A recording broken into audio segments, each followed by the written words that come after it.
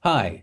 Let's not act like today is just another day, another sup, you beautiful bastards. Hope you're having a fantastic one. Very few of us are, because tomorrow, the days that follow, the weeks potentially that follow, will be some of the most important and defining in many of our lifetimes. An election where, as I've said in the past before, and I do not care if it results in a lot of dislikes or unsubscriptions or anything, I think is Donald Trump versus democracy, which I will admit is a sentence that several years ago I would have called ridiculously alarmist, but then the last few years, and notably this year, happened, and there are too many things to list. And so if you are someone that would like to not see Donald Trump in his position of power, but you're feeling somewhat confident because of the polls, and maybe even complacent because of the polls, and you have not voted yet, do not feel that way. Polls have a margin of error, and they do not take into account the types of voter suppression that we are seeing attempted here. Whether it be Republicans in Texas trying to get over 127,000 votes invalidated, or Republicans in the Trump administration fighting to make sure Pennsylvania does not start counting ballots until Election Day, or instances like we saw over the weekend where you have a Miami-Dade post office completely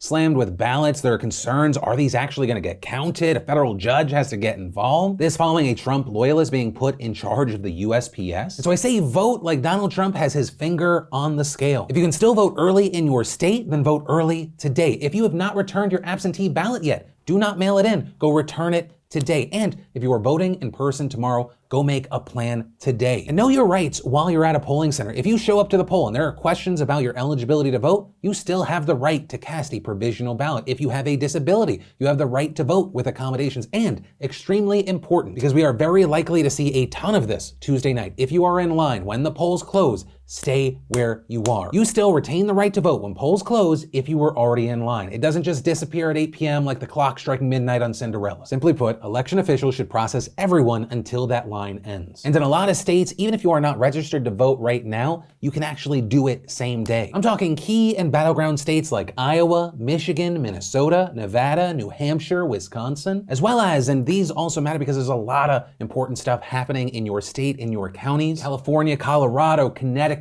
District of Columbia, Hawaii, Idaho, Illinois, Maine, Maryland, Montana, Utah, Vermont, Washington, and Wyoming. And while, like I have done this past year, I'm linking down to voter resources down below for any information you need. If you are going to register tomorrow, in general, you will need to bring your ID, proof of residency, and vote in your home precinct. There are some exceptions here, but I'm just trying to keep it simple. Once again, resources down below. And also, in general, you can register to vote at a polling station, but if you live in Hawaii, Connecticut, Michigan, Montana, or New Hampshire, then there are restrictions on where you can register and where you can vote, with it usually being a designated location like your county clerk's office. And to maybe that dumb voice you have in your head that's like, what am I gonna even matter? Let me remind you that in 2016, Donald Trump became president because of 80,000 people across Michigan, Pennsylvania, and Wisconsin. The only thing you should believe when it comes to this election is yourself. You have power here. So many people in positions of power are going so far out of their way to make sure you don't utilize that power, or if you try and use it in a way they deem illegitimate, that it's not counted. And ultimately, where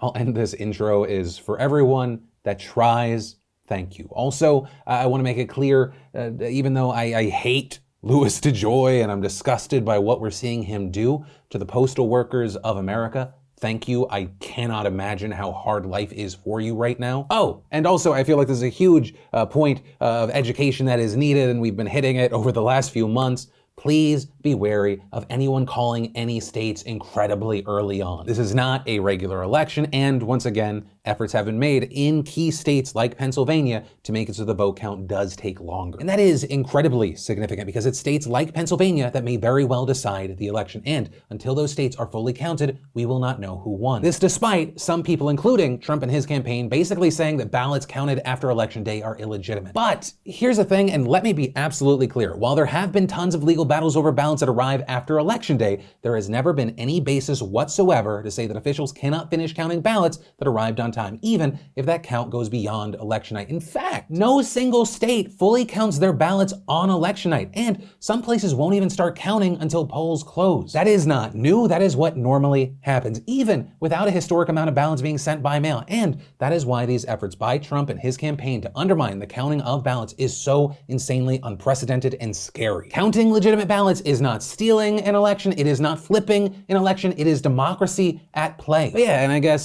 depending on who you are and how you've received this section of the show, thank you. I love your face. and or goodbye, it's been great having you. Then, briefly in non-election news, let's talk about this story involving Kendall Jenner and honestly a list of celebrities that is so long, including the likes of Justin Bieber, Doja Cat, Paris Hilton, The Weeknd, so many more. And this because there has been massive backlash because Kendall Jenner threw a massive birthday/Halloween party and reportedly invited at least 100 people. And like we've seen with a lot of these celebrity and influencer parties, you have a ton of people so close together, no masks, no social distancing. And in addition to the backlash, we saw a lot of people tagging the mayor of LA or the governor of California saying these celebrities should face fines. Many pointing out that in a lot of places, kids couldn't even go trick-or-treating this year out of fear that they could further spread the virus. Now, with all that said, we did also see reports that guests had to take a rapid test before entering the event, but you also had people noting that those tests are known to be less accurate. You also had others upset because it appeared that Kendall knew this was a bad look, with people spreading photos of a media warning that was reportedly at the party, reading no social media, take all of the photos you want, but please do not post on social media of any kind, which, if real, is really interesting considering that her family did not even follow those rules. One of the big key things here is you actually have people pointing to a boomerang from the event. You see Kendall blowing out her candles as the waiter, who's one of the only masked people there holding the cake, tries to lean out of the way. It's like the COVID version of that scene out of Parasite. And ultimately, what I'll say is with a story like this, and understand there were a number of other influencer parties, there's so many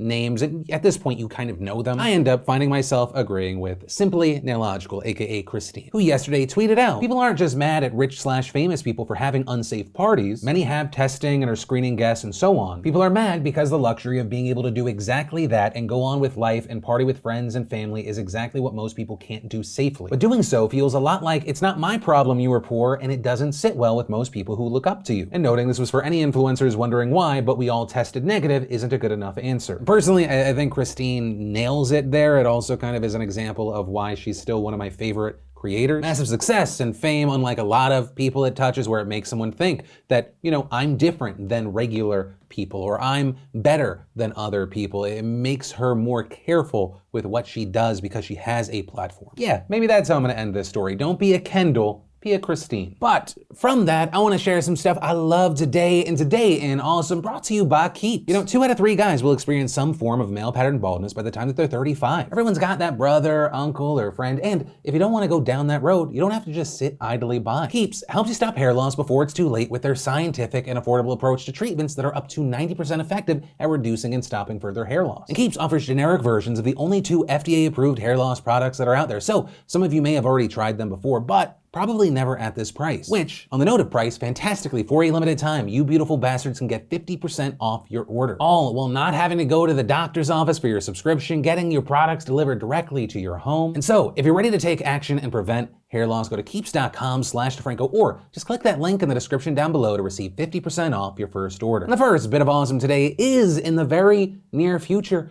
We don't have to talk about the election anymore. It's literally the only known positive at this point. Smarter Every Day gave us how to make a pizza on a submarine. How It Should Have Ended gave us an Among Us parody. GQ gave us 10 things Jack Dylan Grazer can't live without. We got trailers for Bridgerton and Over Christmas. First We Feast gave us how to cook 4 regional smash burgers with George Motz. And if you want to see the full versions of everything I just shared, the secret link of the day, really anything at all, links as always are in the description down below. The last thing that I'll talk about today is election news, though it is specifically about California, but also at the same time not. I'll explain. So in California, in addition to voting on everything else, we are voting on Proposition 22. And while it is only on the ballot in one state, it could have massive implications for gig workers across the country. Right, so if you don't know, Prop 22 exempts app-based rideshare and delivery companies from providing certain workers with benefits. And the way it's attempting to do this is by classifying drivers as independent contractors instead of employees. And for some context here, California last year passed a law called AB 5, which required gig workers to be treated as employees. And so essentially what Prop 22 wants to do is carve out an exception for major rideshare and similar companies. So a yes vote on Prop 22 means that you support them being independent contractors, and with that, supporters of the prop say drivers are given flexibility about when, where, and how often they work, but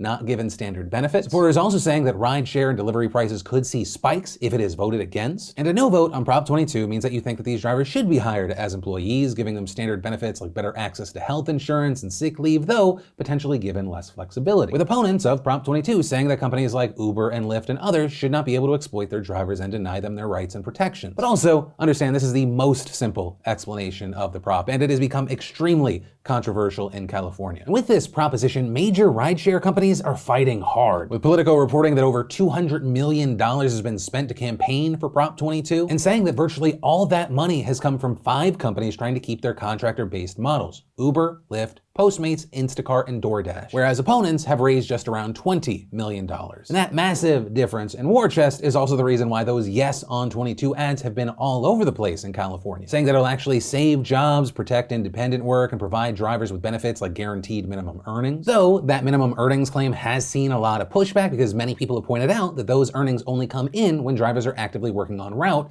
not while they are waiting, which means that per every hour a driver is logged into the app, they're barely making half the state minimum wage. Many of these ads make one big claim, and that is that app-based drivers support the measure by a margin of 4-1, which is huge and notable if true, but this stat has also been called into question. And in fact, according to the Sacramento Bee, it is true, but only in part, because apparently they are citing a poll from a blog called Rideshare Guy, as well as other polls commissioned by Uber. And those do show that 70 to 80% of drivers support Prop 22. But they also note that the poll is not scientific and that the survey was only done by those who signed up for the site's email newsletter, not a random sampling of drivers. With critics also saying that Uber's poll asked slanted questions that may have pushed the results. Also, a thing that's been called into question are the companies pressuring their employees into supporting Prop 22. For example, you actually had drivers sue Uber for asking them to support Prop 22 with them seeing constant messages in their apps while driving. Though, to note, a judge did say Uber is allowed to push those messages. And actually, regarding this, over the weekend we saw an engineer at Uber, Eddie Hernandez, writing a piece about why he left the company and noting the pressure that they were putting on employees when it comes to this proposition. With Hernandez saying that he disagrees with Prop 22, calling it selfish, and saying, although Uber claimed that people overwhelmingly supported the proposition, it seemed to me that some of that support was manufactured by the campaign's massive outspending compared to Prop 22's opponents. And about the pressure people faced at the company, he noted, inside the company, pushing back against Prop 22 was like trying to stop a bullet. Leadership made it a company-wide initiative, which meant that Prop 22 was part of an employee's performance and promotion reviews. How well did you execute on Yes on Prop 22?